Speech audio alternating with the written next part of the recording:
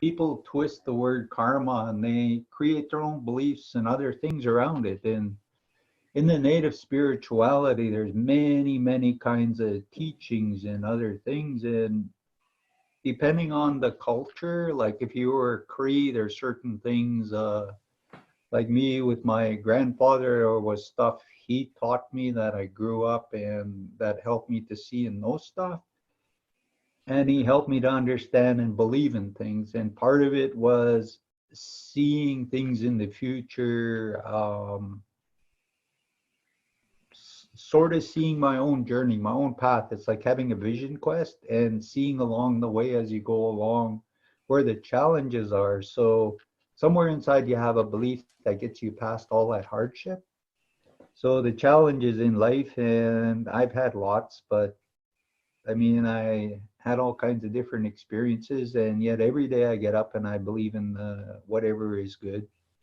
That someday I'm going to wake up and just know everything is good, and I'm going to smile. And I always say one day when the earth is changed and we're in the age of Aquarius, everybody will be happy. They'll never think of negative things again, and we'll focus on what a beautiful world we're going to have into the future.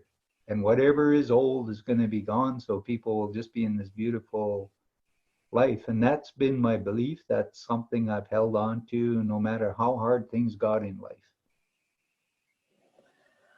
So Joe, and maybe you haven't noticed, but I started recording because I didn't want to miss on our beautiful introductions every time. Yeah. But now, hello to everyone. Today we're talking to Joe Fox Dreamer and Cindy Exton about belief and belief in its many assets. I don't really know what aspects of belief we're going to take. I don't know if you would like to talk about religion versus belief. I think this is quite basic, but maybe we talk about the power of belief. Power of belief is really important. When you're a very, very small child, the child has beliefs. They see and understand the world a certain way, and you can really enhance and empower children. You can empower people. So when they're adults, they're just in this knowing, and they carry this light inside that nothing can extinguish. More and more and more, me and Cindy are meeting children, and they're seeing their past lives and who and what they were in these other lifetimes. But some of them already know why they're on the earth and what they're going to do in the future. And when I meet their parents, and I'm trying to encourage the parents to enhance that belief with the child, find ways to write things down so if the child forgets things along the way, that they can say, remember this, and try to help that child to see and know this, or find answers to empower. So when the child is challenged, that they know they're supported and that belief inside is true, even if it's going to be 30 years from now when they manifest and make it a reality. That is something so powerful inside, nothing will ever discourage them from it. And when you have that belief so deep inside of you, it's an energy. And the energy moves through you when you express that belief. And it's like it's an unstoppable force. And you almost don't even recognize that it is a belief that you carry of the possibilities and potentials for your future. And so the more you allow yourself to maybe recognize, what are my beliefs? How do I feel about that? And then the feeling can lead to, what do you believe in? And like there was an example that it came up the other day where a woman, she had filled out an application for a course and that she really wants to take. And she said, so I did my part, I filled it out and I sent it off. And I said, yeah, well, maybe you can send a little prayer and get the spirits to, if this is meant to be, to really make it happen. And she said, no, I feel like I've done all that I can do. And if I get it, I get it. It was meant to be. If I don't, I don't. And I realized that I had a belief that if you put an intention or an energy or a prayer out with your action, that it amplifies it. And it increases the possibility and the potentials, and it generates more energy. Mm-hmm. Her belief wasn't so. or it wasn't the same way. So it was a different belief. Not that one is more right than the other, but it was something that I got to reflect on. It's like why I believed what I believed in, and what others believe in is right by them. Mm-hmm. And so the children that you were talking about, were these beliefs carried with them from other lives, or what beliefs did they carry about their future? The thing is they were born and just playing in different things. They just start talking to their parents. It's just like they're watching movies inside themselves. It's like meditating or whatever. It's just doors are opening, you're seeing things. And inside themselves, they just know this to be real. Mm-hmm. And so they're just innocently explaining and saying things about stuff. And they can say all kinds of stuff that is, to them, true. But And this is something my granddad did with me. He would always ask me, "What do you see?" And if I saw something, he would never discourage me. He'd say, "Okay, explain it to me."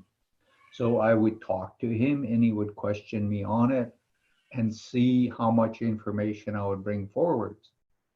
And sometimes it'd be a week would go by and then he would sit me back down and say, "Remember other day you were telling me all this stuff. Can you tell me about it?" So I would retrieve the memory, I would look at everything and I would share it with him. Like things I saw in the future and that as I was growing up. Because I saw outlines of cities and strange things I didn't see in my community or anything around.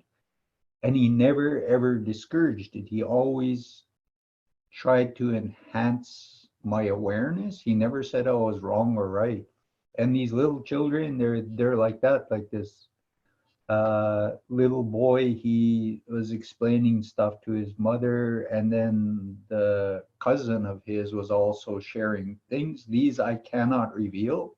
That's theirs, it's their families. But they're really clear on what they're saying. And it's like, just trust, just allow them to tell you things because the child doesn't understand this. He doesn't know why his mind is opening or why he's seeing anything. He's just, whether you want to tell him it's imagination, real or not real, it's everybody's or every parent's prerogative. But if it's real, it's like try to find a way so you can encourage them to hold on to the memories or believe that when they do this, it's going to be something, even if it's 20 years in the future. But and this is like internal knowing almost, and then there's the make believe. I want to believe something, or something that you believe that is negative that you want to change to. You want Yes. to make belief is something else. So how do you distinguish the difference? Exactly. I You, don't know. you're a mother. You tell me you're a mother. How do I don't know. I guess for me, it's just a feeling through my emotional center. It's not. It's a knowing that I have whether something could be true or something is just a made up thing. I mean, Exactly. my child is still very small, so I can't. He still cannot articulate his beliefs. But from the small things that I've noticed, I always feel whether something he says is true or not. Yes. And that intuition, that awareness helps you to distinguish that.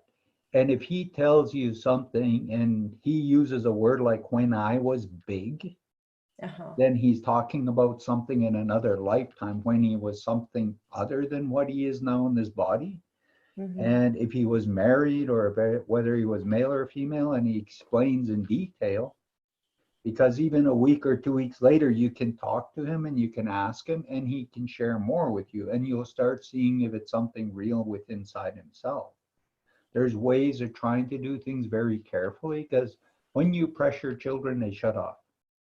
Mm-hmm. And the idea is not to pressure them. Let them play. Let them just like playing, just being open. They just want to share things and it's not something you're prying out of them. And so there's different ways, even with colors. Lots of children see auric fields.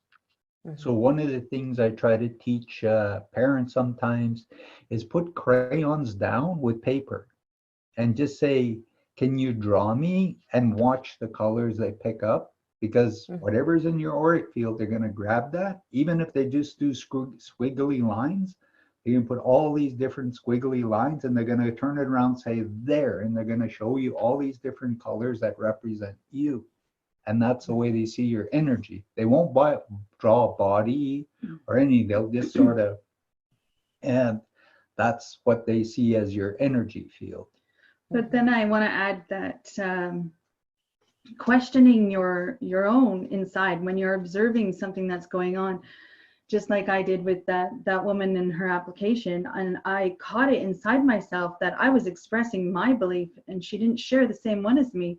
And but seeing that if you catch your thoughts in it and you're just like, okay, why am I thinking this? Do I feel this? Like, and then you feel it in your body and it's like, do I really believe in this? Or do I still believe in this? Because sometimes we need to hold a belief to get us to a certain point in our lives, to get us through that chapter, that experience. Let's say even raising your child, right? You will hold an energy around you so that you can hold that space. But then once the child's gone through that, let's say 5 years old, then the energy around you will change. So your beliefs will change with you. And being able to adapt with that, letting go of old beliefs and welcoming in new ones, because like you said, Zarina, it is an energy, it is a feeling center in your body. It's a knowing. And when it comes through from the knowing, it's that energy just pulls you forward, and it's so amazing what it will do when you are aware of it or you become aware of it. See, with children, if they're speaking to you truthfully and this is really their future and they're seeing it, they're always going to remember it. That was like me. There was things my granddad asked me that I still carry inside and I still believe, and nobody can ever take that from me. That was real, and it had nothing to do with my grandfather or influences. This something is inside me, and it's something I carry, and it's something that I get up every day and I pray and I believe and I live, and it's every breath, everything, whatever I understand, whatever is there, that nothing will discourage me. Because even as a child, I used to tell people, one day, way in the future, this is where I'm going to be. And people used to laugh at me and say all kinds of stuff. And I'm like, one day you will see this. And today, everything that I said as a child is my reality today. And lots of people are like, you always make up this, you daydream, illusions, this, that. They would say things trying to discourage me. But I would always inside myself know, one day I will see this. Even my granddad would say that. He says, one day the stuff you see, it will come true. Even some of my dreams I used to have, he said, someday, way in the future, these things that are scaring you and giving you nightmares, when you're older, you're going to understand it all and you're going to see it all. It's going to be real. But hopefully you haven't shared it, because I've read it and I've experienced it, that whenever you share your beliefs, and then if somebody comes with a conflicting belief, something that holds true to them, it's also energy that is clashing with yours, and then it can actually move you off your path a little bit, or can't it? Yes. And in my community, up until I was about 8 or 9 years old, I was very open with everything. And people got very scared of me, because in Native communities, when they put you in residential school, they use the Bible to make you believe everything is really dark and evil. So if somebody has a third eye, or can astral travel, or see the angelic beings, or talk to relatives on the other side, that they're evil, because this is what the Bible says. And in Native cultures, this is something that goes on all the time. So when I would see things and hear things and I would tell people and it came true, they said, me and the devil did everything. And I'm like, how? I'm a little kid. That's what I saw over there. I didn't do anything. I just told you what I saw and it came real. So my granddad, when I was about 8 or 9 years old, told me, you have to stop telling people this or somebody's going to hurt you. So I had to learn inside myself to start not sharing so much of what I saw. After I left the Arctic and I went to Edmonton, Alberta, when I moved away from home, I was awestruck because I was from this little town of 900 at the end of the world where winters are 9 months long, and where in the winter it could be 24-hour darkness, in the summers like 24-hour sunlight. And it was a whole world where you grow up on the land and you do all sorts of stuff. So when I got to the city, I was like, wow, there's all kinds of cultures and beliefs here. So this was so big for me because like I'm in this big city surrounded by so many people, and in the Arctic, even when I left there was maybe 130,000 people in all of the Northwest Territories, and that's huge. And yet I was in a city in a mall that could hold more people than that. And that just to me was so big. So I realized there was lots of cultures, and so I was wide open. I was always telling people, sharing things. Just I would see stuff and I would just tell everybody. And then one day I realized I can't do that. We can't just be wide open, always telling. And I told Cindy a story one day. I was with a friend and he says, "You want to come with me this weekend? We're going to go and pay and learn to astro travel." I'm like, "Oh, this sounds so exciting and cool, right?" So I'm like, "Well, how much?" He says, $100. I'm like, "All right, I'll come with you. I'll be a part of this." So we go to this place and we pay this guy $100 to learn to astro travel. So I'm sitting there and he's talking and he's explaining all of the stuff about astro traveling. And I'm like, I do all of that. Why am I paying this guy $100? Because I didn't understand the word. I didn't understand the interpretation or meanings. And astro traveling is something a lot of people do, but if they've never heard the word, they don't understand it. So then I started realizing how much I needed to learn. So I started reading and doing a lot of stuff, a lot of investigating in different forms to understand. And I spent my life doing that. And yet I still hold this belief that stays inside me that doesn't change since I was a little boy. And to me, everything I was shown and I know is going to be real in the future, and I can't prove it. But that's something I live all the time. Even with Cindy, I can't help her to understand what's in here. I know it frustrates her in all kinds of ways. But I made a commitment to my life, and this is something I wake up every day and try to find a way to encourage other people to understand, especially the children. The children are very, very special and precious. The prophecies of the indigo children, the crystal children, the rainbow people, the golden ones, the Mayans, they talked about the golden ones. When they looked 3,000 years into the future, all the people were golden. The Chinese and whoever else looked into the future, they saw the crystal children or the rainbow people or whatever. Everybody saw the light beings. At that point, they couldn't see beyond it. But all the children are now coming into the world, and they are all these, whether you want to call them the new Adams and Eves, because they're going to regenerate this earth and they're going to make something very beautiful. So we need to instill something inside that maybe what they're saying and seeing and doing is real. And on that note, it's believing in the future. It's like, what kind of future do you want to see for this planet, for humans, right? And for the children that are going to lead that. Because if the belief starts to grow inside of you, of course, if it's right, the energy will follow it through, like where we can be sustainable living and we can hold space for change and letting go of the old ways and welcoming in new ways of doing things. And if you believe in the future, you believe that you're going to be part of the future and that your children are going to be part of the future, that is a belief that holds an energy. It's not nothing, right? So you can, go to that belief, feel the energy, and it will start attracting that future to you. And if someone is holding negative beliefs about the future and they're a parent, they would still raise up somebody, and they would have, let's say this somebody, young child is an indigo child or a special crystal child or a rainbow child. So what happens if this person is raised by somebody with negative beliefs about the future, or somebody with clashing beliefs? Well, that was like me. I mean, I came into the world and I was just aware. And I was very fortunate to have my granddad. And at 9 years old, I was sent to the residential school where it was run by a preacher. And there he tried to create lots of fears. And the more he did that, the more stronger inside I wanted to go into my belief, and I wanted to prove that what he is saying will not be true.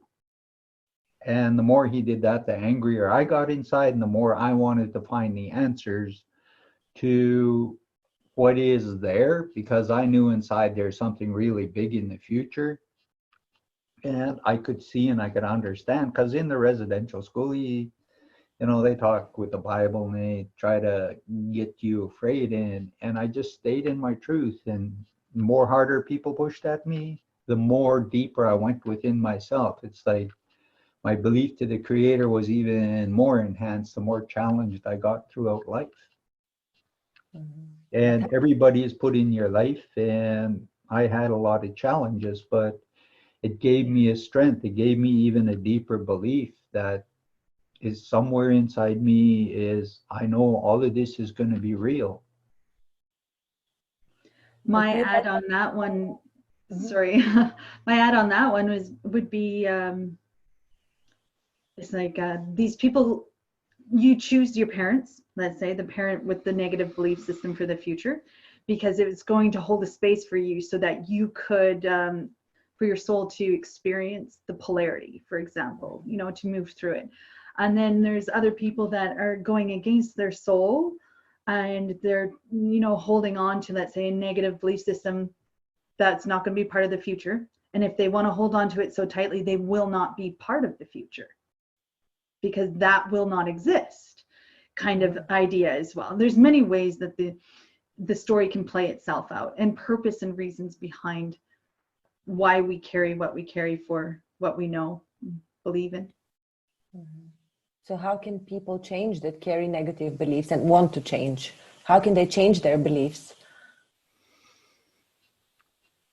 That has been one of the hardest things I tried to do. I mean, in everything I try to do is trying to help people to see that they need to recognize this and implement it in themselves. You can never force it or anything.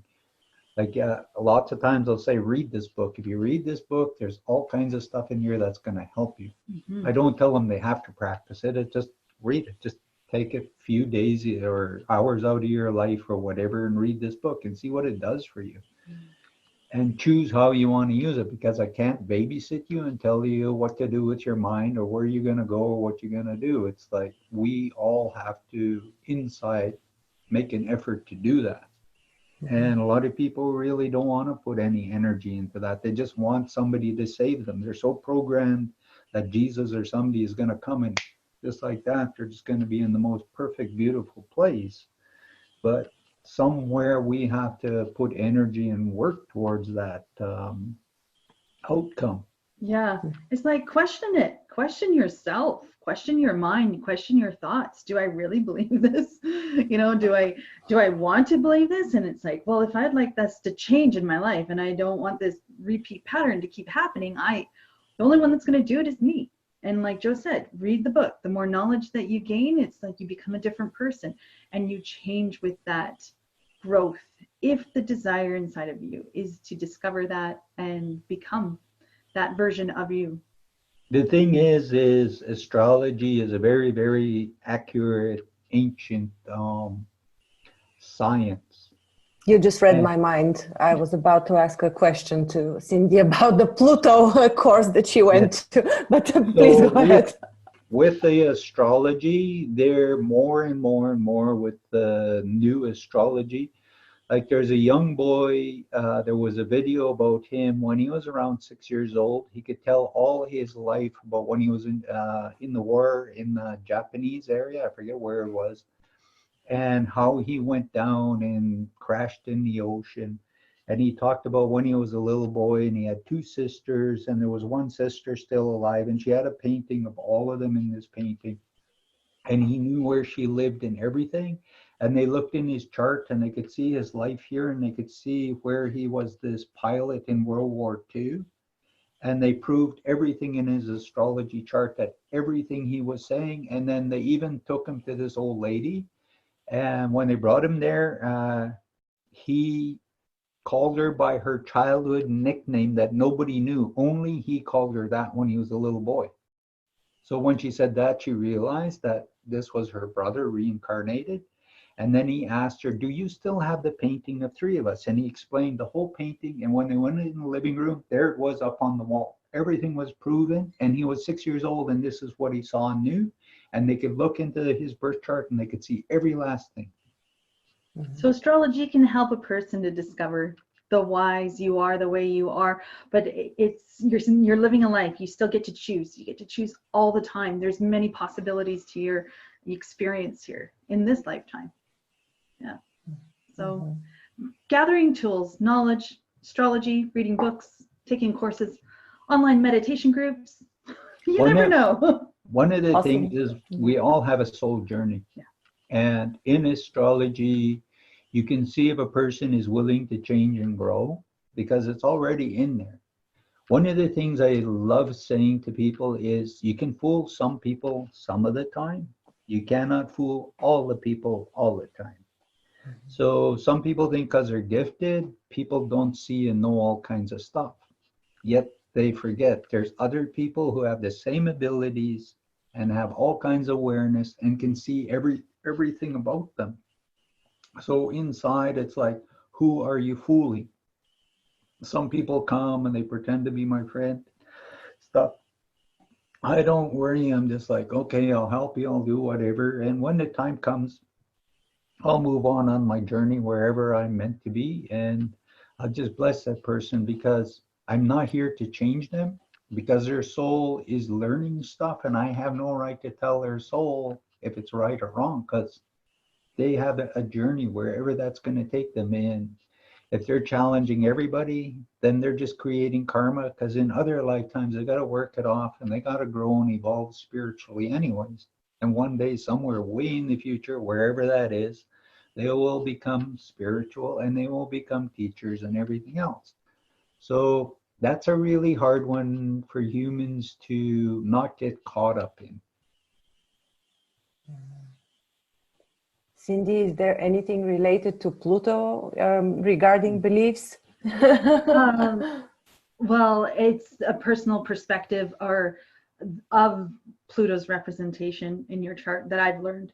And I learned one, his name is Tom Jacobs. I learned his viewpoint of Pluto as the empowerment journey. And so going in depth about my Pluto and the story that it's telling in my chart, I got to understand that whole why does this always happen to me thing that keeps circulating throughout life.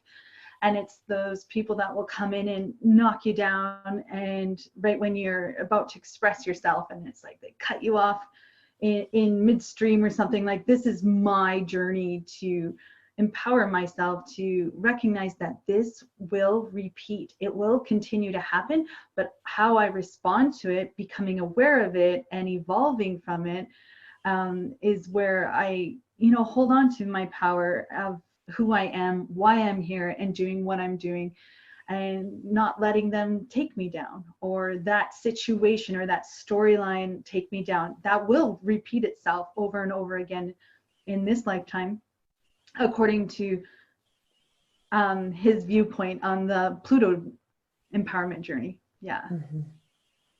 So it's valuable knowledge.